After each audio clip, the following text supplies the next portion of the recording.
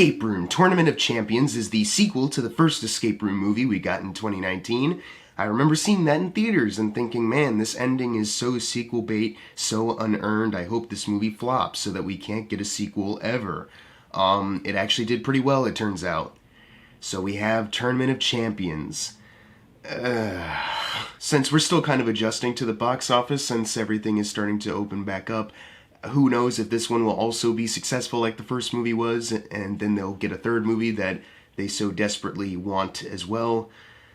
Only time will tell, friends. But this movie takes place after the first movie. Zoe and Ben are now trying to track down the company Minos that imprisoned them into these escape rooms. They're trying to track them down to hold them accountable for the people they killed along the way. But on their travels, they end up on a subway car. It gets separated from the rest of the train, and they end up in a new escape room, a subway car-themed escape room with 4 other people that, as it turns out, also escaped a series of escape rooms like these two did. So they all have to embark on a Tournament of Champions, as is the title of the movie, to see if they can all survive together and make it through to see another day. But of course there will be casualties, you know, not all of them are gonna make it. I was not excited for this movie. I rented the first movie a couple days ago to rewatch it, just to see if my opinion was still kind of the same with my first viewing, and yeah, pretty much. Like, it's just kind of like an okay, somewhat entertaining in parts movie that gets really ridiculous with its sequel bait storytelling, and you know, some of the characters become really unlikable for no real reason. There's bad aspects of that first movie while also being some entertainment, and I wish they kind of honed in more on just being an entertaining film than trying to establish a big franchise. But that's what they did, and that's what this sequel is in response to, while it's also trying to grow its world. Had I known that they were just gonna play like a recap at the beginning, like a recap in front of a TV show, that would have given me memories of seeing that first movie anyways, then I wouldn't have fucking bothered paying money to rent it, but fuck it. Thanks, Sony. Piece of shit. The trailers did nothing for me to get me excited, and when the line Tournament of Champions is actually said by Logan Miller in that trailer, I busted out laughing. In the movie, they cut it out and give it to another actress, you know, which I was kind of bummed by. I wanted that moment in the trailer just in the movie, but instead, it's from a different character. I was so disappointed, which is not the only reason why this movie is bad, by the way, but that's the first thing that irked me. Walking out of the movie, though, I can say that this movie is at least somewhat consistent with the things that I liked. You know, there's aspects of the first movie that I said I did enjoy, and those things were still present in this. All of the actors are pretty much trying. No one gives in like a completely awful performance. And for what it's worth, whatever they had on the page, you know, they tried their best to deliver that. And honestly, I was intrigued by their characters more so than the first ones this time around, mostly because they've been through the shit before and they're like, okay, we gotta work together. Like, they're more about actually working together this time around to get out of a situation. Unlike the first movie where people would just start acting annoying and rude as hell for literally no apparent reason, just like movie reasons, you know what I mean? Like, we need characters to be kind of mad at each other and just kind of insult each other. In this one, they don't bother with that. There's a couple times where tensions get heated, but it's kind of like tensions would get kind of heated in a time like this, so I could actually understand it. I was actually enjoying watching these characters solve these puzzles way more than I did the first people in the first movie. And the puzzles, once again, the escape room designs themselves are all pretty well done. You know, Adam Robitel behind the camera does some pretty intense stuff with some of his filmmaking to make it entertaining. So I can at least say when the movie kicks off and you're like, all right, we're in the first escape room, you know, long series of other escape rooms are to come, I can at least say that I was somewhat entertained by a lot of the stuff that they had set up. My favorite room in this is like a bank, and I think it's because like that's the biggest one. Like, going into it, it's like, okay, there's multiple different moving parts to this puzzle and we're all on a time limit. People are in different locations trying to figure it out. It did give me similar vibes to like the upside down room in the first movie, which I thought was the standout of that one. So once again, there are qualities to like here. Even the idea itself of like, hey, characters survived a traumatic incident and they're gonna try to track down the company that is pretty hidden, so they have to use clues, like, you know, find the riddles to find out where they are. It's like, okay, like, it's not a bad idea. Like, in theory, I don't even really hate the premise of the first movie. It gets really nonsensical, but I do kind of like in theory what it's about, like this company that on the side is doing some shady shit for elites who want to watch real life dangerous escape rooms. These two escape room movies aren't as bad as, say, the Purge franchise, but similarly to the Purge franchise, in theory, I'm not against the premise. I just want to see more of how it actually works. I want to see it actually kind of make sense and click in a clever way. And once again, Escape Room is better than the Purge franchise. I think they make me believe in their premise just a tad more. But there's still a lot of nonsensical stuff in this, so this is where we're going to segue into our cons. There's a lot of stuff that does carry over negatively from the first movie as well. There's moments where, even though the actors are all trying their best, there's moments where their line reading is a little less than what's actually desired, and that can also be attributed to how some lines of dialogue are just bad. You know, there's a moment earlier on where Logan Miller says a joke, but it was like so corny, and I was like, oh god, no, don't make this man say this. And of course, throughout the rest of the movie, it feels like everyone at least has their own moments to say a joke, say something here, lighten the mood up, and it was like, none of this is working. You're trying too hard. There's some iffy technical issues. I feel like maybe this was shot with like the same budget as the first movie, despite it being a little bigger, it feels like. You know, there's still some moments where, like at one point, Zoe and Logan are driving, and, you know, I could very obviously tell they were in front of a digital screen, you know, so there's some moments like that where some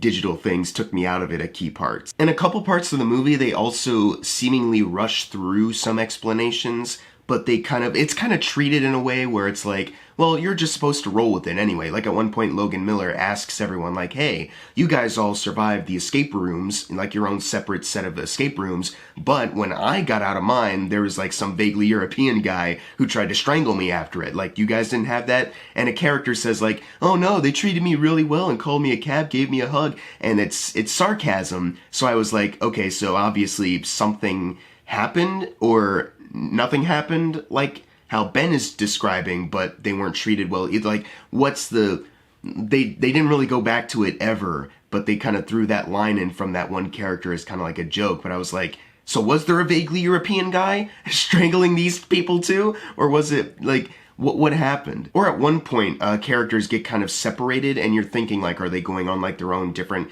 paths now? But then at one point, that character who got separated just runs into the room like, guys, I know exactly what's about to happen, I gotta tell you. And it's like, oh, so you were in your own kind of room with the same exact thing going on here, but you've gotten out of it and you ran into this room? Like, wait, what? You know, I was kind of confused by, you know, certain things they were rushing through as far as like some of the details go. And there is a string of coincidences to even get our characters onto the subway car in the first place. Like, once you start to actually think about all of the moving parts to get 6 different people, who knows if they're all even in New York, right? We have to orchestrate that somehow. We need to get them exactly on the last subway car so it can separate at exactly this time at the station where they can all, like, it starts to get convoluted, and you're like, there's no fucking way that this was actually possible unless you showed it, but they don't. Like, they just kind of show it as like, oh, what a coincidence, right, guys? Huh, pretty startling kind of introduction into the action, am I right? And I was like, no, I'm thinking about how dumb it is. There's also a dream sequence thrown in for good measure. There wasn't one in the first movie, and they try to use it as a way to show like, hey, Ben still has PTSD from that fucking Crusher room from the last movie. It's just a sequence where you're watching it and you think everything is normal, but then the room starts to shrink. It's actually pretty well made, and I think that's why I'm the most frustrated at it, you know, because it's actually like the chaotic movement of the camera, Logan Miller's acting. Once again, he's good here, and it's like really intense actually, and it visually looks really good. But then he just wakes up like, oh, it's just a dream, you know?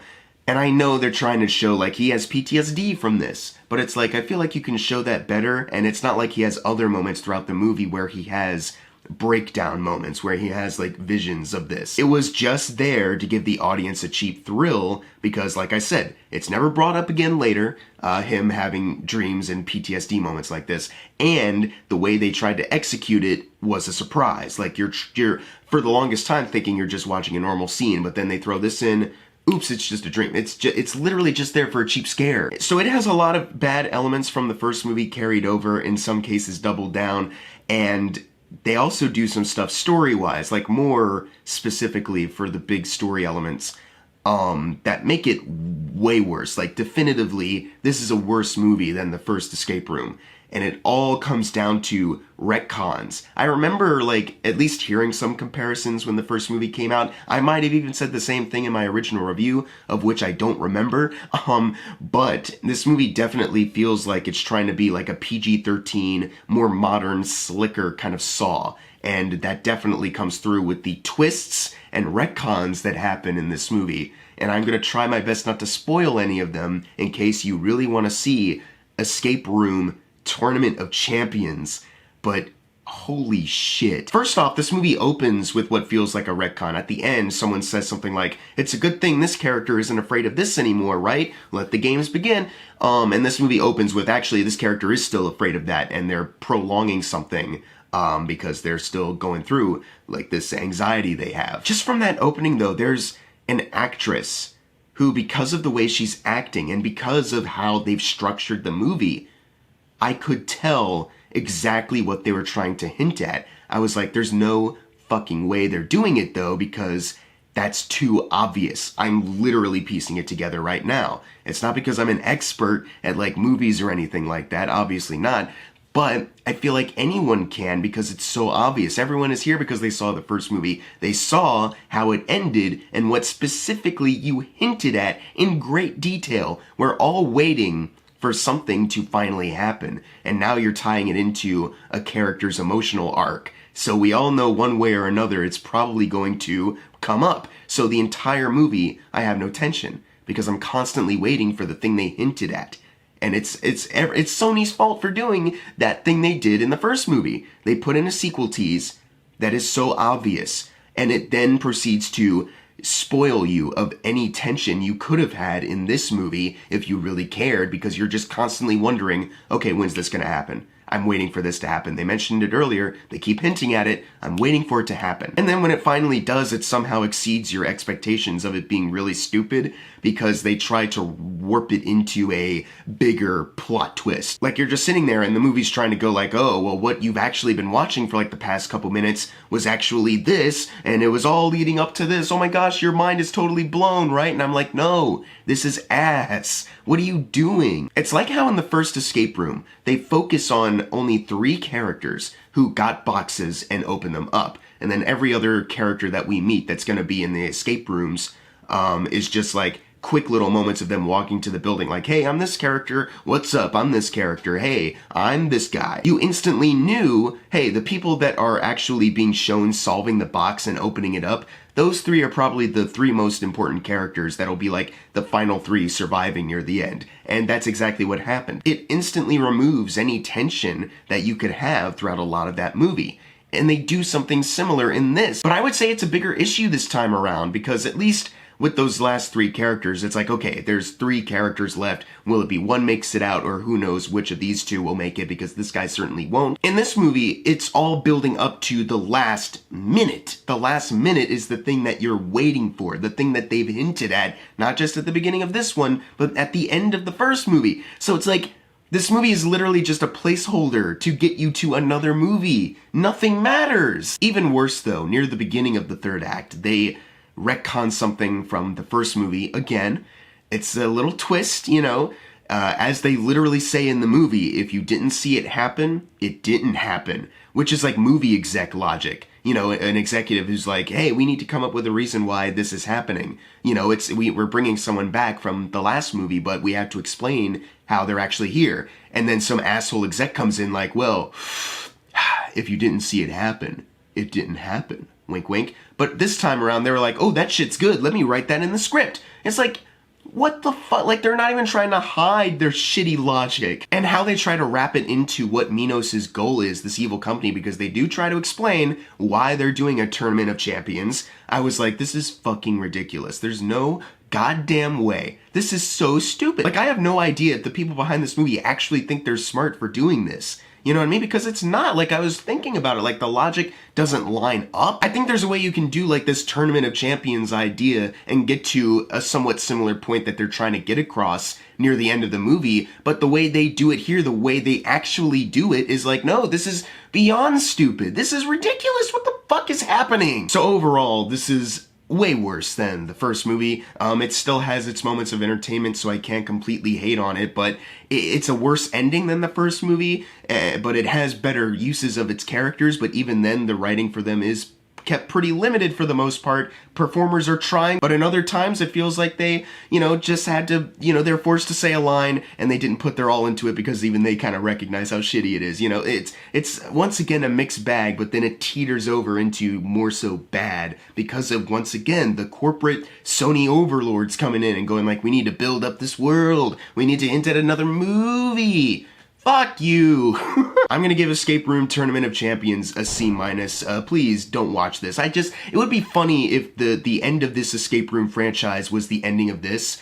Won't spoil it, but I don't want to see a third movie. I don't want to see any more. I don't want this to go on forever like those fucking Saw movies. Except those were probably cheaper to make, so that's why there was so much of them, but these escape rooms definitely cost more, but I just don't want to see more. I think we're done. I don't want to see more nonsensical bullshit. This is ridiculous. But if you've seen Escape Room Tournament of Champions, leave in the comments below what you thought of it. And as always, thank you guys for watching. Make sure to subscribe. I'm Jackson Fulcher. See you guys next time.